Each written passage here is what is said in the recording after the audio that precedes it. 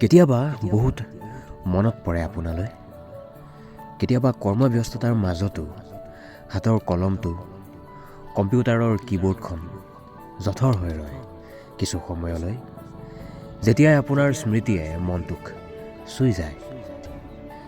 কেতিয়াবা হাঁহি হাঁহি হঠাৎ মৌন হৈ পৰোঁ, যেতিয়া আপোনাৰ মুখখনিৰ দৰেই মিল থকা কোনোবা চকুৰ সন্মুখলৈ আহে। কেতিয়াবা আকৌ কামৰ হেঁচাই মানসিকভাৱে দুৰ্বল কৰি তুলিলেও আপোনাৰ মুখখনৰ ছবিয়ে মোৰ মুখলৈ হাঁহি আনে, কামবোৰ পুনৰ কৰি যাবলৈ উৎসাহ যোগায়। কেতিয়াবা সময়বোৰ থমকি ৰয় যেতিয়াই আপোনাৰ ফটো এখন মোবাইলৰ স্ক্ৰীণত জিলিকি উঠে। কেতিয়াবা আকৌ কি খবৰ, ভালে আছেনে বুলি হোৱাটছএপত টাইপ কৰি ৰৈ থাকোঁ আপোনাৰ ৰিপ্লাইৰ অপেক্ষাত।